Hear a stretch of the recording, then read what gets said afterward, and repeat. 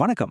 இன்னைக்கு நாம ஒரு மாபெரும் சாம்ராஜ்யத்தை பத்தி, குறிப்பா ஒரு தொலைநோக்கு பார்வை கொண்ட அரசர் எப்படி சோழ பேரரசை அசைக்க முடியாத ஒரு வல்லரசாக மாத்தினார் அப்படிங்கறத பத்தி தான் இந்த வரலாற்று விளக்கத்துல நம்ம பார்க்க போறோம். நேரா விஷயத்துக்குள்ள போயிடலாமா? இந்த புற்காலத்தை முழுசா புரிஞ்சுக்க இதோ இந்த 5 முக்கியமான விஷயங்களை தான் நாம இன்னைக்கு அலச போறோம்.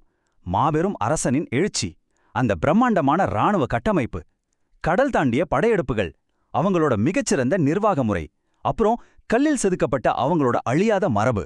சோழ ராணுவத்தோட பிரம்மாண்டம் வெளிநாட்டினரை எந்த அளவுக்கு மிரள வச்சுதுன்னு இந்த சீன புவியியலாளர் சாவ் ஜூக்வா சொல்றத கேட்டாலே நமக்கு புரியும். சாதாரண யானைகள் இல்லங்க, வீடுகள் மாதிரி உயரமான யானைகள் மேல ஏறி நின்னு அம்புகளையையும் வீரர்களை பார்த்து அவர் அப்படியே ஆச்சரியப்பட்டு போயிருக்கார். கொஞ்சம் கற்பனை பண்ணி பாருங்க. 60,000 பிரம்மாண்டமான போர் யானைகள் அப்படியே உயிருள்ள பீரங்கிகள் மாதிரி போர்க்களத்தை நோக்கி முட்டி மோதிக்கிட்டு பாய்ந்து வரும்போது அந்த பூமியே எப்படி அதிர்ந்திருக்கும். இந்த மாபெரும் யானைப்படை தான் அவங்களோட எல்லா வெற்றிகளுக்கும் ரொம்பவே முக்கியமான ஒரு அஸ்திவாரமா இருந்துச்சு.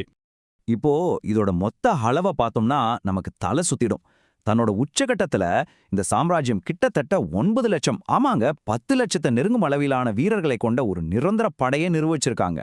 அந்த காலகட்டத்துல இப்படி ஒரு பிரம்மாண்டமான படையை நினைச்சு பார்க்கறது கூட சாத்தியமில்லாத ஒரு விஷயம்.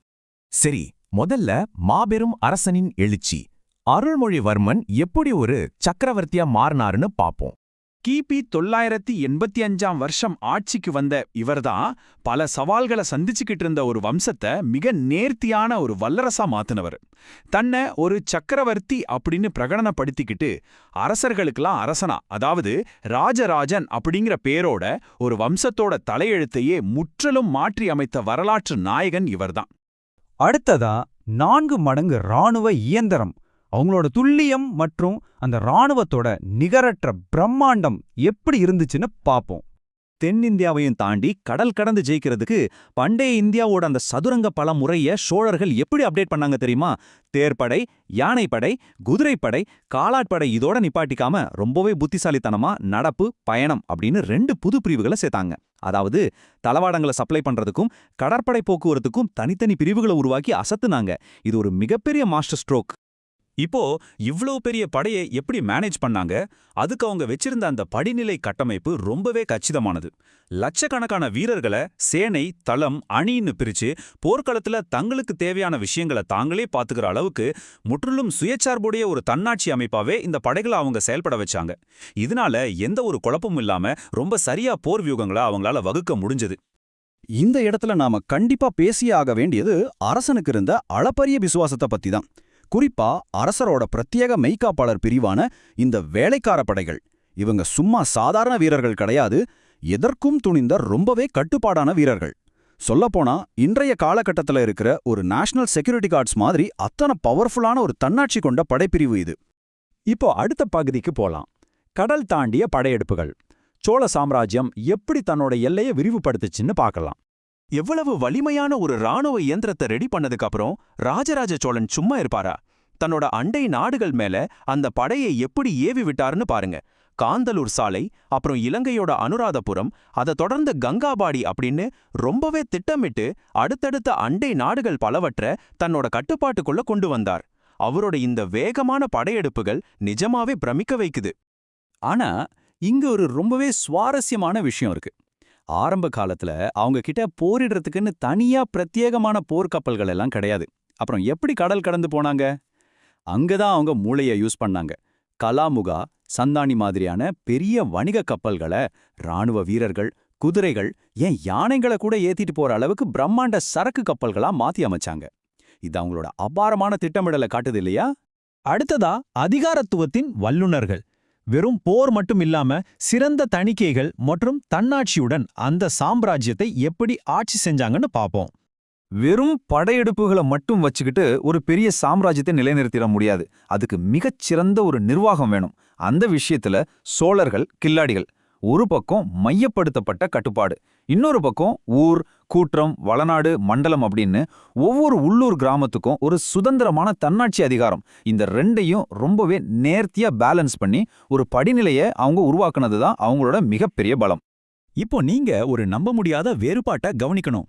வெளிநாடுகள்ல படையெடுக்கும்போது நெருப்பும் வாளும் தாங்க. அதாவது போர்க்களத்துல எதிரிகளுக்கு எந்த இரக்கமும் காட்டாத ரொம்பவே கொடூரமான வெற்றியாளர்கள் அவங்க. ஆனா அதே சோழர்கள் தங்களோட சொந்த நாட்டு மக்களுக்கு எப்படி இருந்தாங்க தெரியுமா? ரொம்பவே முற்போக்கான நியாயமான நீதி வழங்கக்கூடிய அரசர்களா இருந்திருக்காங்க. உள்ளூர் பிரச்சனைகளை ரொம்ப அமைதியா தீர்த்து வச்சிருக்காங்க. சொல்லப்போனா அவங்களோட அந்த நீதி அமைப்பு ரொம்பவே மென்மையானதா இருந்திருக்கு. மரண தண்டனைங்கிறது ரொம்ப ரொம்ப அரிதான ஒரு விஷயம். ஒரு ஆச்சரியமான தகவல் சொல்றேன் கேளுங்க. ஒரு ராணுவ தளபதியே கத்தியால குத்துன ஒருத்தருக்கு அரசவை கொடுத்த தண்டனை என்ன தெரியுமா? பக்கத்துல இருக்கிற கோவிலுக்கு 96 ஆடுகளை தானமா கொடுத்து அங்க ஒரு நந்தா விளக்க தொடர்ந்து எரிய வைக்கணும். அவ்வளவுதான். கொஞ்சம் கூட நம்ப முடியல இல்லையா? இந்த நியாயமான அணுகுமுறை அவங்களோட வருவாய் நிர்வாகத்திலும் இருந்துச்சு. மக்கள் கிட்ட இருந்து வரிய கட்டாயப்படுத்தி பிடுங்கிறது எல்லாம் கிடையாது. ரொம்பவே வெளிப்படையான துல்லியமான நில அளவீடுகள் மூலமா வரி வசூல் செஞ்சாங்க. அது மட்டும் இல்லாம வரி வசூலிக்கிற அந்த அதிகாரிகளை கரப்ஷன் எது நடந்துடக்கூடாது அப்படிங்கிறதுக்காக தொடர்ந்து தணிக்கை, அதாவது ஆடிட் பண்ணிக்கிட்டே இருந்திருக்காங்க. இந்த சிஸ்டம் ரொம்பவே ஆச்சரியமா இருக்குல்ல? இப்போ நம்ம விளக்கத்தோட கடைசி பகுதிக்கு வந்துட்டோம். கல்லில் செதுக்கப்பட்ட மரபு, அந்த மாபெரும் செல்வம், கோயில்கள் மற்றும் வர்த்தகம் பத்தி பார்ப்போம். இப்படிப்பட்ட ஒரு சிறப்பான நிர்வாகமும் அந்த மாபெரும் ராணுவ பலமும் சேர்ந்து அவங்களுக்கு அளவற்ற செல்வத்தை அள்ளி கொடுத்தது. அந்த செல்வங்களை வச்சு ராஜராஜன் என்ன செஞ்சார்? உலகமே வியந்து பார்க்கிற பிரம்மாண்டமான கோயில்களை கட்டினார். குறிப்பா தஞ்சை பெரிய கோயில். அது வெறும் ஒரு ஆன்மீக மையம் மட்டும் கிடையாது, அந்த பேரரசோட நிதி மையமாவும் போர்கள்ல கிடைச்ச செல்வங்களை பிரிச்சு கொடுக்கிற ஒரு முக்கியமான இடமாவும் செயல்பட்டிருக்கு. கடல் கடந்த வர்த்தகம் மூலமா அவங்களோட அந்த பெருஞ்செல்வம் இன்னும் பல மடங்கு பெருகுச்சுன்னே சொல்லலாம். இதுக்கு ஒரு சிறந்த உதாரணம் 1077ஆம் வருஷம் சீனாவோட சாங் வம்சத்துக்கு அனுப்பப்பட்ட சோழர்களோட வர்த்தக தூதுக்குழு. அவங்க திரும்பி வரும்போது எவ்வளோ கொண்டு வந்தாங்க தெரியுமா? கற்பனை செஞ்சு பார்க்க முடியாத அளவுக்கு 81,800 செப்பு நாணயச்சரங்களோட திரும்பி வந்தாங்க. உலக அளவுல அவங்களோட பொருளாதார வலிமை எப்படி இருந்துச்சுன்னு இது ஒன்னே சொல்லுது. சோ நாம இந்த சுவாரஸ்யமான விளக்கத்தோட முடிவுக்கு வந்துட்டோம். இது கண்டிப்பா நம்ம மனசுல ஒரு பெரிய கேள்வியை எழுப்புது. நெருப்பு மற்றும் வாளால் வென்று அதே சமயம் மிகச்சிறந்த தணிக்கைகள் மற்றும் உள்ளூர் தன்னாட்சியால் ஆட்சி செய்த சோழர்களின் உண்மையான பாரம்பரியம் அப்படின்னு நாம எதை சொல்றது?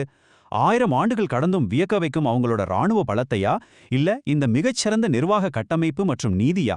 ஒரு சாம்ராஜ்யம் நீண்ட காலத்துக்கு நிலைத்து நிற்க காரணம் அதோட ஆயுதங்களா, இல்ல அதோட நிர்வாகமா? நீங்க என்ன நினைக்கிறீங்க? இதே மாதிரி இன்னொரு சுவாரஸ்யமான வரலாற்று விளக்கத்துல நாம மறுபடியும் சந்திப்போம்.